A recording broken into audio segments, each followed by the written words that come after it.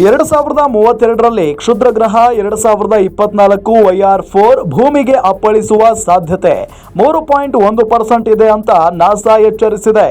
ಆತಂಕದ ಸಂಗತಿ ಅಂದ್ರೆ ಭಾರತದ 2 ನಗರಗಳಿಗೆ ಈ ಕ್ಷುದ್ರ ಗ್ರಹ ಅಪ್ಪಳಿಸುವ ಸಾಧ್ಯತೆಯನ್ನ ವಿಜ್ಞಾನಿಗಳು ಅಂದಾಜಿಸಿದ್ದಾರೆ.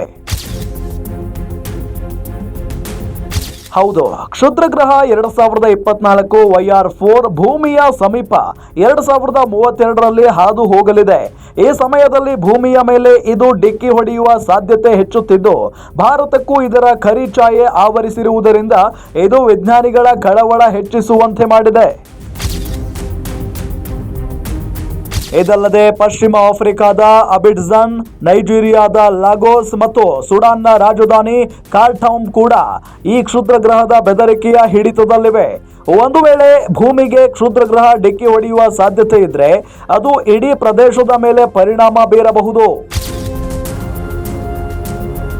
ಈ ಕ್ಷುದ್ರ ಗ್ರಹವು ಪೂರ್ವ ಪೆಸಿಫಿಕ್ ಮಹಾಸಾಗರ, ಉತ್ತರ ದಕ್ಷಿಣ ಅಮೆರಿಕ, ಅಟ್ಲಾಂಟಿಕ್ ಮಹಾಸಾಗರ, ಆಫ್ರಿಕಾ, ಅರೇಬಿಯನ್ ಸಮುದ್ರ ಮತ್ತು ದಕ್ಷಿಣ ಏಷ್ಯಾದ ಯಾವುದೇ ಪ್ರದೇಶಗಳಲ್ಲಿ ಭೂಮಿಗೆ ಅಪ್ಪಳಿಸಬಹುದು.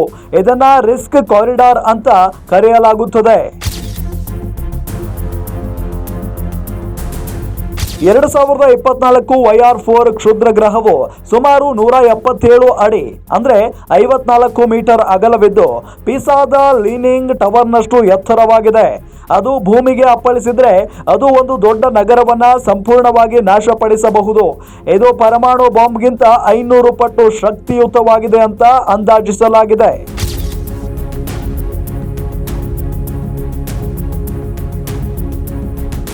ಒಂದು ಅಂದಾಜಿನ ಪ್ರಕಾರ ಘರ್ಷಣೆಯ ಸಂದರ್ಭದಲ್ಲಿ ಅದು ಸುಮಾರು 8 ಮೆಗಾಟನ್ಗಳಷ್ಟು ಶಕ್ತಿಯನ್ನ ಬಿಡುಗಡೆ ಮಾಡುತ್ತೆ.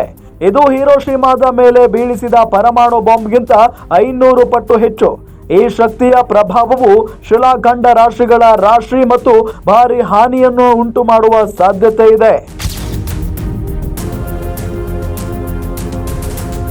ಪ್ರಸ್ತುತ ಈ ಕ್ಷುದ್ರ ಗ್ರಹ ಭೂಮಿಗೆ ಅಪ್ಪಳಿಸದಿರಲು 96.9% ಅವಕಾಶ ಇದೆ. ಆದರೆ ಭೂಮಿಯ ಮೇಲೆ ಅಪ್ಪಳಿಸುವ ಈ 3.1% ಅವಕಾಶವೂ ಸಹ ಚಿಂತಾಜನಕವಾಗಿದೆ. ನಾಸಾ ವರದಿಯ ಪ್ರಕಾರ ಈ ಕ್ಷುದ್ರ ಗ್ರಹದಿಂದ ಹೆಚ್ಚು ಅಪಾಯದಲ್ಲಿರುವ ನಗರಗಳಲ್ಲಿ ಭಾರತದ ಮುಂಬೈ, ಕೋಲ್ಕತ್ತಾ, ಢಾಕಾ ಮತ್ತು ಬೊಗೊಟಾ ಸೇರಿವೆ ಅಂತ ವರದಿಯಾಗಿದೆ.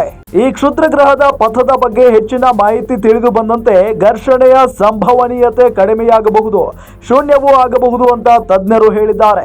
ವಿಜ್ಞಾನಿಗಳು 2024 YR4 ಅದರ ಮಾರ್ಗವನ್ನ ನಿಖರವಾಗಿ ಊಹಿಸಲು ಮತ್ತು ಹೆಚ್ಚಿನ ಮಾಹಿತಿಯನ್ನ ಸಂಗ್ರಹಿಸಲು ಪ್ರಯತ್ನಿಸುತ್ತಿದ್ದಾರೆ.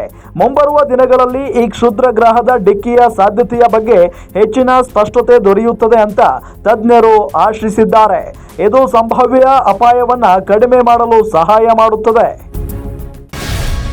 ಗ್ಯಾರಂಟಿ ನ್ಯೂಸ್, ಸುದ್ದಿ ಖಚಿತ, ನ್ಯಾಯ ನಿಶ್ಚಿತ.